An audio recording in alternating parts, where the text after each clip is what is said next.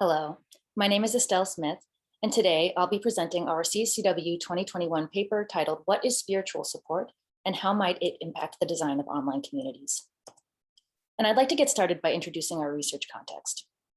So in 1997, a small premature child was born to a family in Minnesota, and one of the family friends decided that she would create a website where instead of having to force the parents of the child to share out updates via emails and text messages and phone calls with all of the people that they knew, they could have one central location to go and find out what was happening with that child.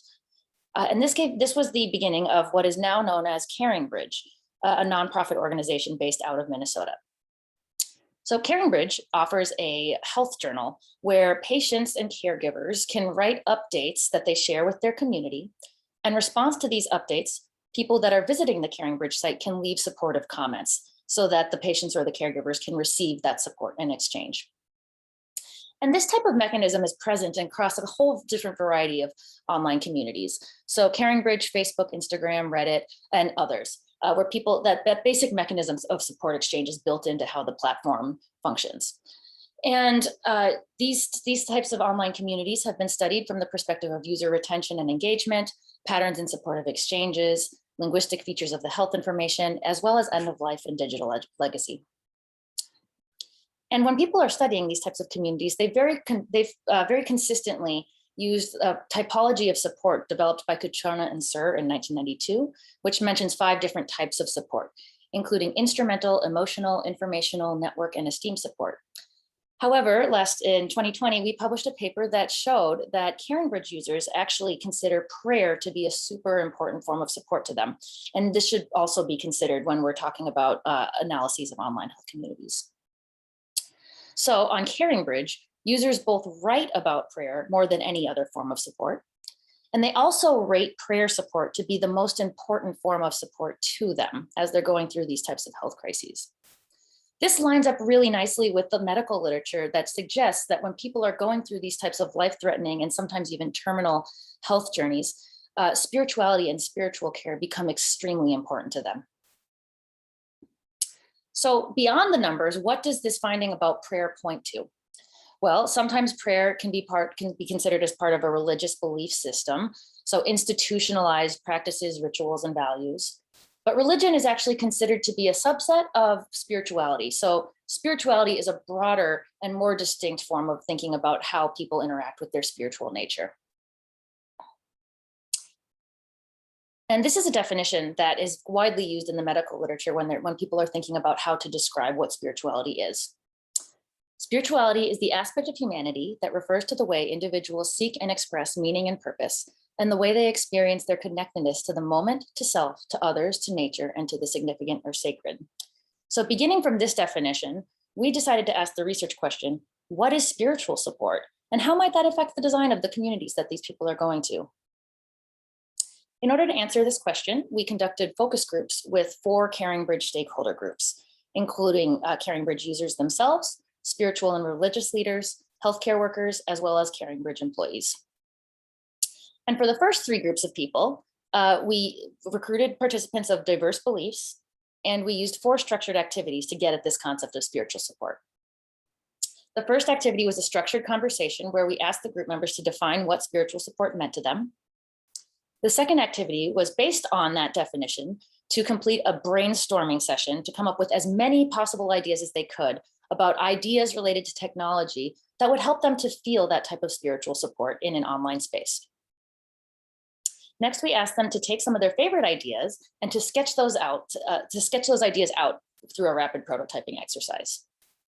In this case, a group came up with the concept of the care map, which shows a geographical representation of the patient support network and also highlights the different ways, it provides a way for the people who are supporting the patient to offer different types of help, as well as signing up for coverage of the types of help that the patients and caregivers have directly requested through some type of a calendar tool.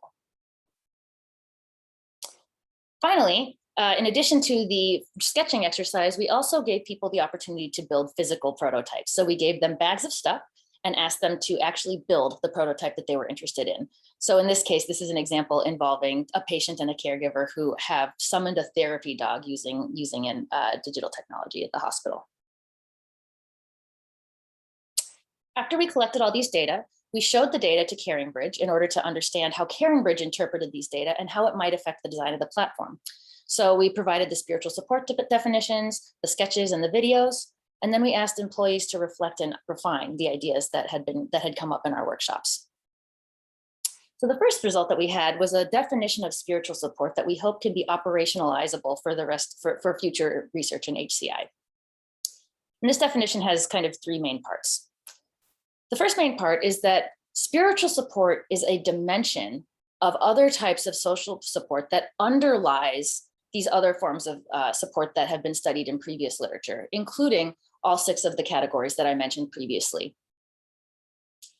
The second aspect of this definition is that spiritual support forms a triadic relationship rather than a dyadic relationship.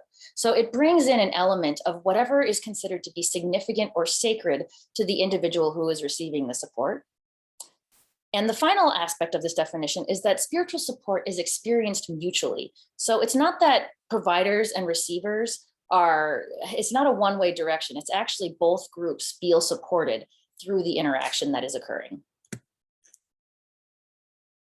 So what does spiritual support have to do to technology in that case? So one of the first answers is that our participants were very clear that sometimes in order to actually be really present for people and to help them feel that connection with what is sacred or significant to them, whether that's a God or whether that's nature or whether that's just simply human companionship, you need to get off the tech and be really present for the person who is there in the room with you. That's our first answer. But our second answer is that technology designers should adopt an orientation to design that carefully considers how people's spiritual or religious values can and do influence their interactions in socio-technical systems. So for people who like the numbers, our brainstorming revealed 224 unique tech ideas with 6 broad themes describing what was going on in those ideas. We came up with 4 design implications for online safe spaces, and today I'm just going to talk about 2 of those implications. So first, to go back to the care map example that I mentioned earlier in this talk, we found that people want their technologies to visualize support networks and what they have to offer. And one example of this that I'll give a shameless plug for our student Aveline, who's presenting a poster at CCW titled "Sway Together, Stay Together: Visualizing Spiritual Support Networks Through the Soul Garden Prototype," which looks a little bit like this. In this example, here we go. In this example, she created a garden of flowers that is showing the faces of supporters and representing prayer as a thing that happens organically and can be interpreted either as something that connects to a God, if you're religious, or potentially just to nature, something that kind of transcends different types of religious beliefs and is respectful of the different things that people might believe. So I'd encourage you to check out her poster session. It's a really wonderful project. Another design implication relates to assistance with supportive communication. So many of our participants noted a lot of problems related to writing comments. So some people don't know what to say when they log onto a CaringBridge site and they read some devastating news about what's happening in someone's life. Another thing that can happen is that people can leave comments that are naive and unhelpful, or they might even say things that offend or impose on others' beliefs. So a relatable example is perhaps that if you're an atheist, and you have a bunch of people coming to your CaringBridge site and saying that they're praying for you, that actually can be interpreted as offensive and not respectful of what the type of support is that you receive. Whereas if you're a Christian or you have some other type of religious belief, then prayer might actually be the most important thing to you, and it's the best thing that you can do in that situation. So this quote demonstrates just the fundamental importance of how language is crafted on CaringBridge to provide that supportive feeling. My husband was in the ICU for almost 2 weeks. Reading CaringBridge was like riding the wave of love. Both of us could feel the support that was in the writing. That was very tangible. So the question then becomes, how do you craft comments that give that tangible feeling of love? Our participants came up with a number of different technical mechanisms for doing this. So for example, we could provide training resources within the UI or the UX to help users understand what the right things to say are. We could also come up with ways of making recommendations for sacred or significant texts that are either aligned with the person's belief system, or at least not offensive to, and not going to make them feel disrespected in some way. And the final suggestion that people came up with was algorithmic guidance on what to say or what not to say. So different types of mechanisms like nudges or automatic text suggestions. So thank you so much for watching our presentation today. There's a whole lot more in the paper, and I would encourage you to reach out to me at Estelle Smith, PhD on Twitter, or you can send me an email, and I would love to hear your thoughts about this work. Thank you so much and have a great day.